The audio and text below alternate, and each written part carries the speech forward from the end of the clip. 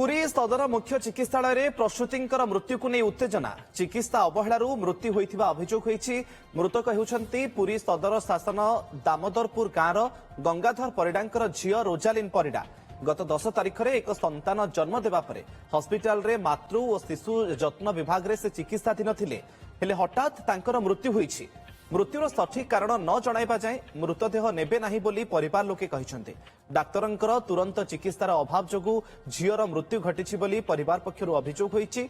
रक्त न दियाजिबा कारणरू तांकर मृत्यु होइथाई पारे। पोस्टमार्टम परे मृत्युर कारण जणा पड़िबो बोली सीडीएमओ कहिसंते। हॉस्पिटल रे कुंभारपड़ा थाना पुलिस मुतयन होईछि।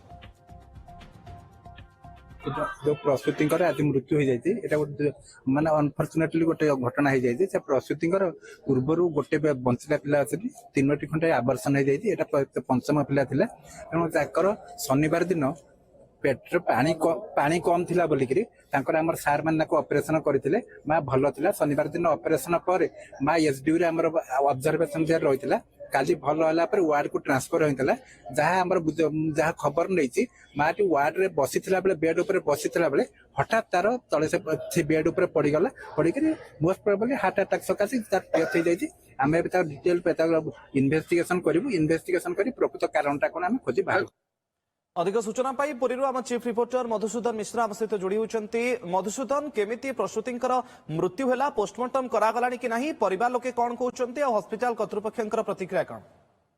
तो 10 तारिख दिन से छुआटी जन्म करथिले एवं 10 तारिख ठारू सुस्थ रही रोजालिन परिडा किंतु केउटी ना केउटी तांकर अवस्था कौन पाई अस्वाभाविक आड़िकी चलीगला एवं से पड़गले से जगार एवं तांकर मृत्यु घटिला। जहाँ पुरीर सीडीएमओ सहित आम आलोचना करूँ पूर्वर तांकर गोटे छुआटीए थिला एवं एबे गोटे छुआटीए होईची एवं 3टी पूर्वर आवर्सन होईची।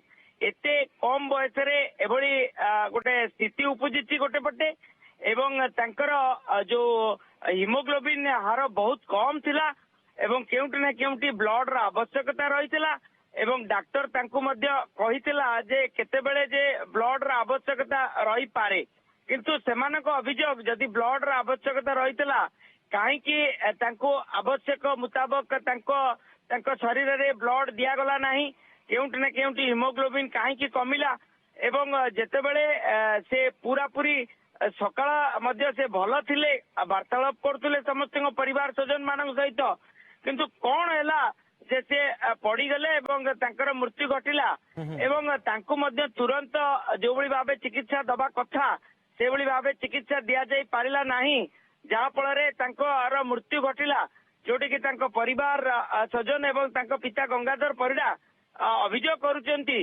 जे मो झियो भल थिला एवं कौन पाई मृत्यु घटिला। मधुसूदन पोस्टमार्टम हेलान ना नहीं नहीं ए पर्यंत पोस्टमार्टम तो होई पारि नाही।